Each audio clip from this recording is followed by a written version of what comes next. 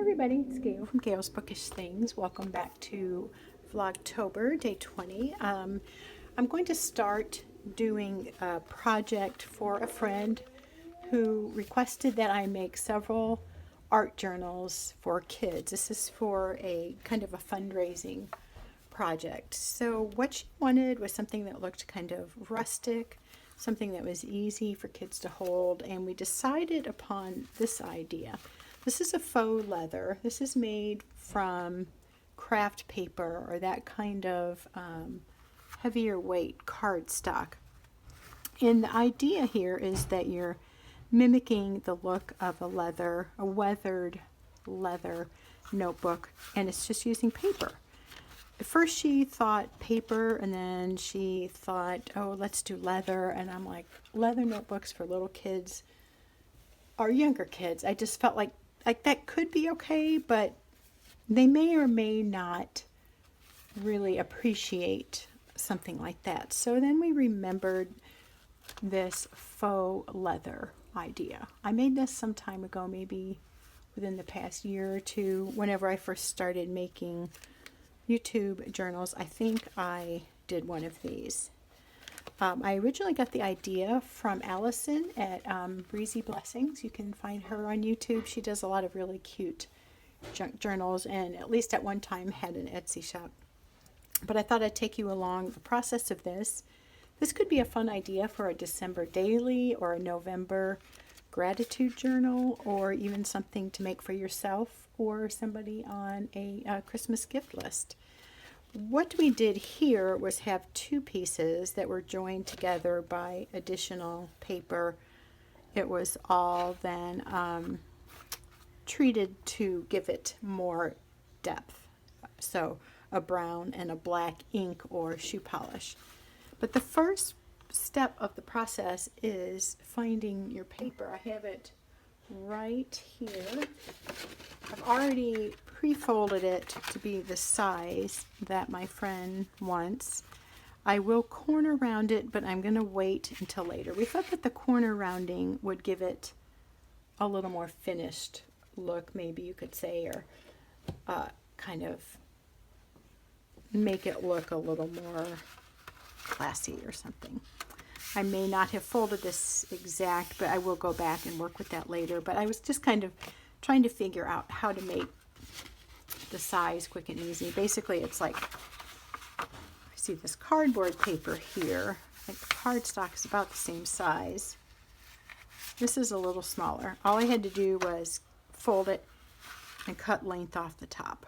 You can do it however you want. The easiest way, is something you just fold and there are no cuts involved. But just for smaller kids or younger kids, we felt like just something a little more easier to hold. We thought at first we would do a Traveler's Notebook standard size, and then we went to the B6 Slim. But when she saw this book that belongs to my son Drew, we decided that is kind of a good middle of the road. It's, whoa, dropping things. It's going to be wide enough for plenty of writing room once it's filled, but it's not going to be too unwieldy for small hands. So the first thing we're going to do is disappear off screen and then come back. Get a spray bottle. Anything will do. And then you need to have some glycerin. This is something I bought, I think, on Amazon when I first started this project, and then these also work for making snow globes. But anyway, another whole video there. Liquid glycerin. Allison at Breezy Blessings bought hers at the hardware store, although that's a possibility too, probably. She bought it at a pharmacy. So she gave no exact measurements. I don't have any either, and I didn't look any up, but what we're going to do is about a fifth of this, or 1/6, more water than glycerin. But yeah, you can look up measurements if you want. I didn't do that, but I think this is one of those things that you can kind of play around with. like a salad. You could put whatever you want in it and it would, whoopsie, wrong thing, still be a salad, but like when you make a cake, you don't want to do that. But in this case, yeah, we can't see through that. I'm going to just peek in there and eyeball it. If you like measuring, you're not going to like my videos. If you don't care about measuring, you'll like them fine. I'm not a precise person, and it has sometimes been to my detriment that I am not.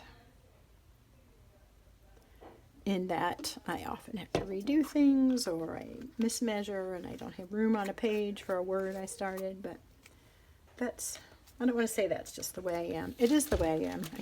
I can improve that, but that's the tendency. So I have it like about here. Can you, it's hard to point with my Band-Aid finger. You know, a sixth or so. I will fill this with water and be right back. Okay, here we go. So I have this mostly full. You can kind of see the water line. So like I said, about a fifth or sixth of something like this. I'm looking for ounces on this, but I don't know, and it's used. So anyway, I'm wondering if I should put a towel down. I think I will. Since this might get a little wet, I don't need to get my little board here soaking. This is kind of full of scraps from another project we did, but it'll at least absorb some of the water. Okay, so you do not need to fold your paper if you want to do this project. You can fold it afterwards. The only reason I had this pre-folded was, like I said, to make sure I was getting the size that my friend wanted. This is about almost 5.5, again, not being precise, to about 7.5. So that's what we're doing, but actually I'm going to unfold it. I had it measured out. That's good. Probably folding it ahead might not be good because it might wear it out. So I think what I need to do next time is just have all my paper cut and ready, knowing that it's the right size. So what I could do is just take a strip off the top, know that that'll be fine, and not have to fold it also, because that may weaken it as we work with it. Basically, you have your water and your glycerin now in a spray bottle, and you're going to spray your craft paper. We also bought a grayish paper that's just like this, but it's gray instead of brown or tan, however you would describe this. It's a little bit dry on the edge. You want to get it pretty wet, and you're wanting to massage the glycerin water into it. Now the thing I think that you have to be careful for is if it's too wet, you'll get like a little bit of breakdown in the paper, you know, and you'll start to feel that fibery stuff. What this is going to do is the glycerin and water is going to treat the paper to make the paper really pliable. I mean, it's a little bit stiff, but it's bendy. As you can see, that is okay, and it adds to the durability of it. It gives it that fun, like vintage travel look. The focus on these books is going to be adventure, so it's kind of, the kids are going to be subscribing to this thing, and they're going to have different countries featured. So, and by the way, shake that in case that doesn't blend, or before you start spraying, make sure you've shaken it. And then just massage it into each side so it's good and saturated. You want all of the surfaces of the paper to have this water glycerin combination on them. I'm not feeling a whole lot of glycerin, actually, to be honest, so I'm wondering if I needed to add a little more. I don't remember if I did the first time, so I think I'm going to pour just a smidgen in there. This bottle has a little bit left. I don't need to open another one. I'm going to add just a little more. because it would be pointless to do the whole thing and have it fall apart because it's not enough glycerin in there. You can go to other YouTube videos or Pinterest and find this kind of thing and get more precise, accurate measurements. I just like showing the project a little bit more than maybe worrying about the exactness. You know, if that is something you need for your project, go ahead and look that up. So, if it's too wet, you know, it's going to fall apart when you crumble it. We'll see how this one goes. If it is too wet, we'll just start over and I won't show you all that. But it's kind of a balance, and I haven't done this in a while, so again, we'll see what happens. Now we're going to just kind of crumble it up. This is going to give it that kind of, I'll show you again here, kind of the bumpy, rough texture, and I think it might help work the glycerin into the paper, possibly, but the massaging may have done that. So you could, I think, leave it without the texture if you prefer that look. We're trying to make these journals, they're kind of going to be a vintage look, adventure journal, and something that we want to feel like it's unique.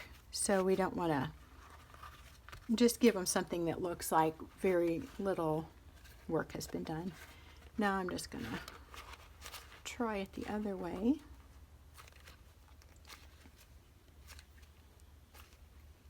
So it's already feeling much more dry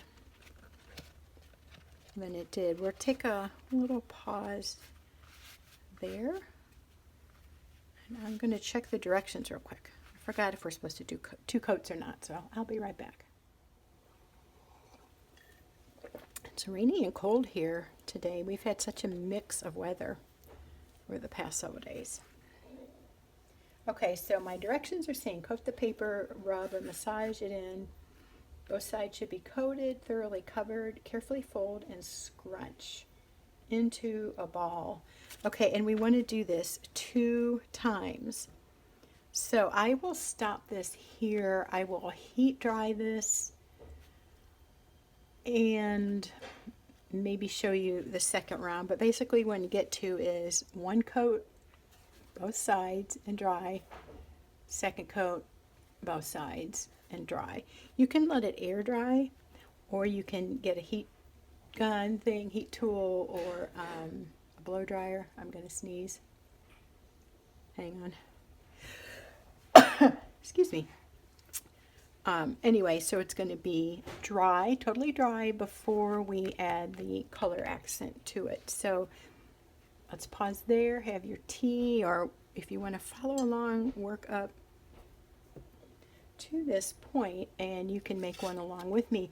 This paper is from that Miss Sparkle, I think it's called, paper that you get at Joann's. It's in like the $1 or $2 bin. That's where I originally got the craft paper. So if you have anything like that, try it. Or if you try along with another cardstock, I'd be interested in knowing how it turns out. But right now I'm just using the basic craft paper cardstock, and I will probably try it later in the gray, and I might go ahead and catch us up and do a gray one along with this so you can see how they both end up looking, and we'll experiment together on this project. So I'll be back a little later when this is dry for step 2. Thanks for watching. We'll see you in a bit. Okay, so this has now been dried with a heat tool like this. They keep calling it a heat gun, but it's actually called a heat tool. This is one by the Paper Studio, but I'm sure there's other kinds. A blow dryer would work, or just let it air dry. So I let the first coat air dry, then I added a second coat and crinkled it again, and then I went ahead and used the heat tool to get it dry so we could finish showing this project. I have put paper towel down under this because it's going to get a little messy with the ink. I like this towel and I don't want to get ink all over it if I can help it. I'm just going to use something like this to wipe on the inks. I've seen people use shoe polish, as I mentioned earlier. Allison from the other video did that. And I'm trying to remember which color she did first. I'm not sure actually that it matters. So I think I'll put the brown on and then the black. And I put my little leaves out that my son made when he was a little boy, one of my sons. This is the gray paper, which I think looks really neat with this water glycerin combo on it. It reminds me of, like if you were going to call it like an animal skin, mimicking that. I wouldn't want to do this if it were real, but it could be like elephant. But it got this tear in here, so I'm not going to go any further with it, because if we're going to put it in a subscription box for art supplies, I can't use something that's torn. So this paper may just be a little bit weaker, but it's got a super neat feel, and you can kind of tell that that glycerin water mixture has worked because it's so pliable. This is only slightly damp and it just has a really neat feel, but it's a lot more flimsy, so it actually may not be good for a journal cover. So we're going to toss that aside and focus on this one. This one is all dry now. It's just got a different consistency than a normal piece of paper would, so that's kind of cool. All right, so basically just take your inks and your dauber and get some ink on there, and then you're just gonna swirl it around. You can see a little bit of this coming loose. I'm not sure if that's because this is a different kind of craft paper than what I used originally. The other one was almost like cardboard, so it may be that this just isn't holding up quite as well. Maybe if I don't rub it and just dab it, that would be better. This part I will probably go ahead and put on fast forward so you get the idea without having to watch this for 20 minutes. Or I think I will just come back once I have all the brown on, and then we'll start the black together and then reevaluate at that point. So I will pause this for now and be back in a minute. Okay, so something I just realized is if you take the ink pad and just turn it upside down and rub it on there, I feel like that goes 100 times faster, and I feel like this paper is not falling apart as easily. What the look is kind of that we're kind of going for is the look that we want is, I'm trying to say, kind of an aged leather or a weathered book that's maybe been on travels and kind of has a vintage look. So actually I really like that. You can really see a lot of crinkly texture. This is a little bit more stark of a comparison though. I mean, like this here was tan and then it has the dark brown highlights. So I'm just gonna like put a little bit of this in so one side isn't quite a bit different from the other. Although an inside could be lighter or darker than the outside. And to flip back over a minute, one thing I tried to do was just make sure that around the edge it had a little extra ink on it to, I don't know, I just felt like that might look a little bit more natural and a little bit kind of finished to have extra ink on the edges. Maybe because it would kind of indicate or look like it had been used or worn a little bit more.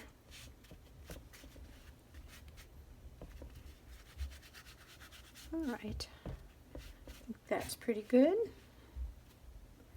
This, by the way, is Vintage Photo. This is one of the distressings by Tim Holtz. It's a Ranger line of the products. I use this a lot, and I did a lot of that when I was first junk journaling to age little ephemera pieces. Now let's take a look. I think that's pretty cool. That's a lot easier. So let's kind of do the same with the black. We're going to just kind of brush it over. My leaves are getting in the way, actually.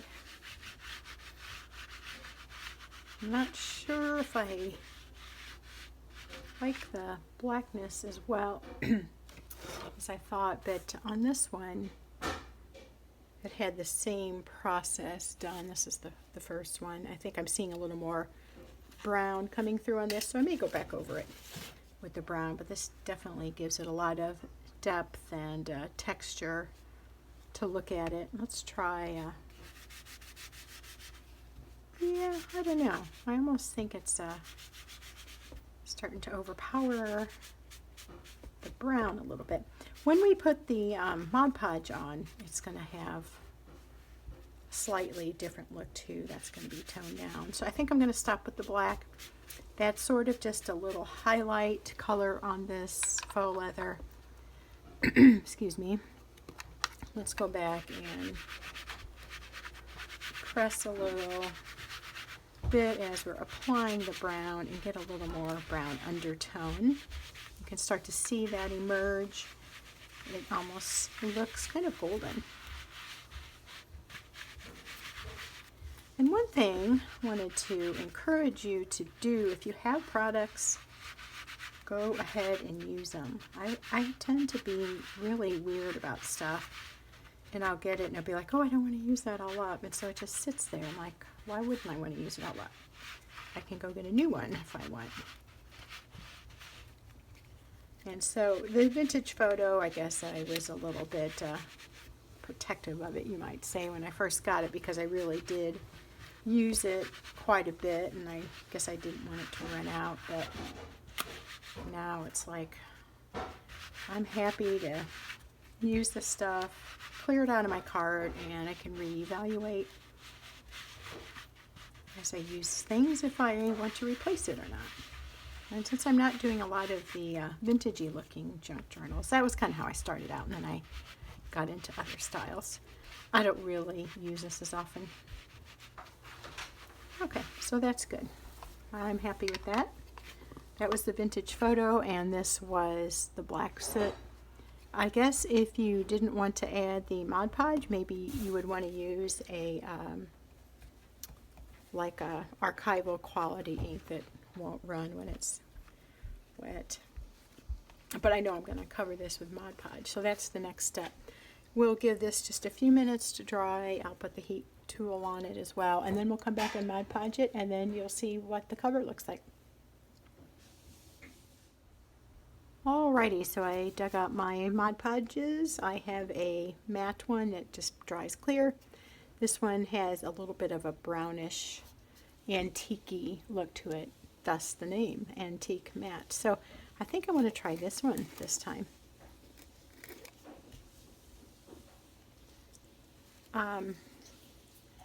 Just want to put a coat on. Try to, I mean, this is pretty gloppy. Do like one coat on each side. I guess you have to, dry it first. I think I could maybe try using the heat tool on this to dry it quicker. If you're not in a hurry or not making a video, then you can just let it air dry and, come back and finish it as you have time. This will look really neat. I love the bumpy texture. So yeah, I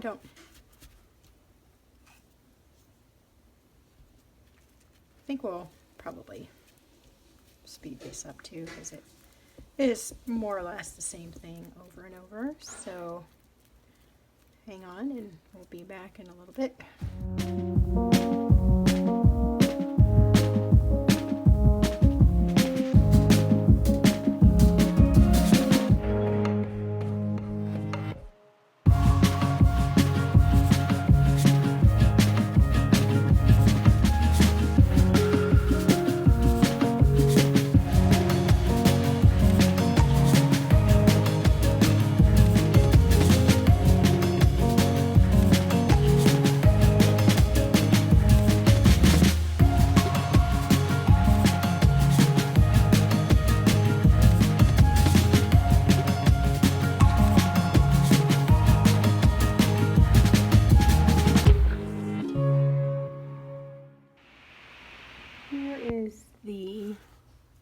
first side, it's been Mod Podged and it's dry. There's one or two little tiny spots that aren't, but I don't want to run the heat gun or heat tool over it anymore, because what those can do, if you're not aware of how they can operate, is they can start to like burn and make stuff bubble. And there's a couple spots here that are a little bit rough because the heat got too hot on them.